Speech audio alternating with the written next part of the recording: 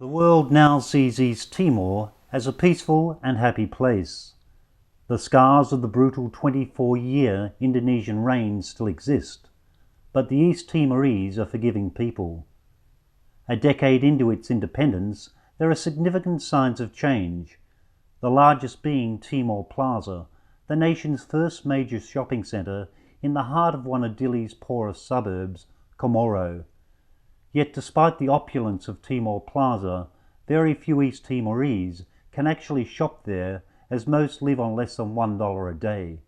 A cup of coffee at Timor Plaza costs around $4, equivalent to a day's wages. Many observers now believe East Timor's petroleum riches could very well turn into a resources curse.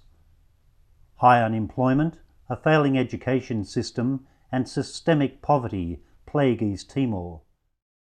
Despite these problems, Prime Minister Gusmao recently gifted his 53 coalition ministers brand new Toyota four-wheel drives valued at $60,000 each. Acclaimed journalist Jose Bello is amongst many observers who allege the country's resources riches are being plundered through nepotism and corruption. We spent a huge amount of money. Where this money all goes to?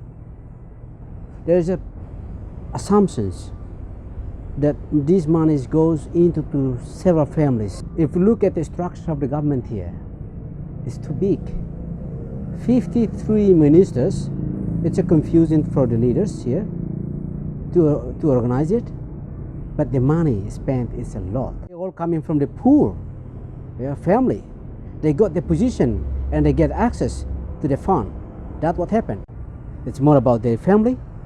The projects, if I'm a minister, any minister here, now they are taking care of themselves. Former Fretland parliamentarian Jose Teixeira warns government mismanagement could very well create a resources curse. I think, as I said, we're at crossroads. The chances are very clearly there that we will head down that track. So far, the investment that has been made from the petroleum fund, and a third of the wealth up until now of the petroleum fund has already been spent, but it hasn't been spent in an industrial sector. It hasn't been spent in a productive sector.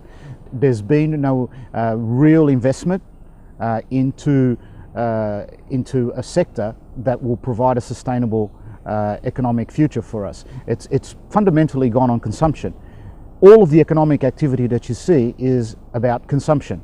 A few years ago, the government admitted in the National Parliament that 70 cents in every dollar that they put into the annual budget, which is the majority of the GDP, that goes straight outside. And it goes where? It goes into acquiring everything, even rice to feed our people, all consumable foodstuffs with the exception of a small amount of fruit and vegetable that is produced locally. But even that is dwindling, because you see, when you have so much money in a kitty like the petroleum fund, the tendency is to spend it faster to acquire these consumable goods, because it's much easier than having to put your hard work into producing them. Unemployment has once again become a security risk for East Timor, says Bello.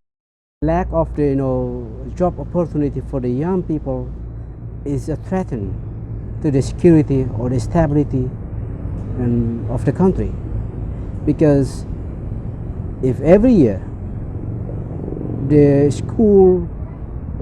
secondary school, the numbers of graduations increase every year, 10,000 minimum, only 2,000 can go to the university, the national university here. We can calculate something like 4,000 people going to continue their study to the level of the university, while the others living on the roadsides. And we've got an average annually of 15 to 20,000 young job seekers leaving school, coming onto the job market. People keep talking about the positive fact that we have between 6,000 and 8,000 students studying in Indonesian universities and local universities. But where are all of these young people, all of these graduates? also going to get jobs. Not enough. There is not enough employment opportunity in Timor-Leste right now, and I think particularly for the young, I think they're going to be looking at a very serious situation where they're not going to have employment prospects, let alone talk about career prospects. I think they're very few and far between that have genuine vocational career prospects, because employment itself is very, very, very limited, except to unskilled, to bar waiting, and the civil service keeps growing, but we can't keep that growing. Many young East Timorese, like 22-year-old Amau, missed out on vital education as children due to decades of turmoil and poverty created by their former Indonesian rulers. Sekolah sa ferry katua sel la tau matang. Sira buka karga ajuda sira dei, like kelas 5 para sira tau matang li oro. Ora veikla ora apa karga sama ferry sa ora laten. Although Amau lost his chance of education as a child, he now lectures his 9 younger siblings on the importance of going to school. Sawarita sekolah yang malasin. Tawarita tina muatan sana, tawarita samri muatan sana. Hari sekarang kau sekolah ya. Karak semester. The truly forgotten people are East Timor's thousands of orphans, as they get next to no support from the government.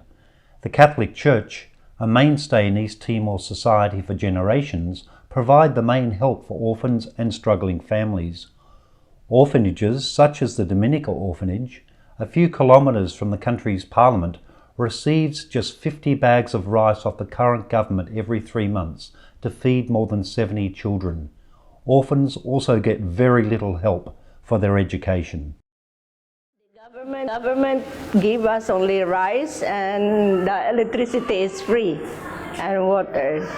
That's all. So that is only the help that we had from the government. We need always help for the children, for their food, for their education, because our aim is really to give a very good education to the children. The East Timor government has been urged by aid agencies to lift their assistance to orphanages.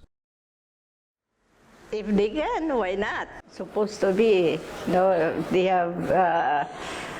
If they're really saying that these children are the future of their nations, they have to be concerned about and helping the orphanage, not only by giving rice, but also for their education, because that is very important.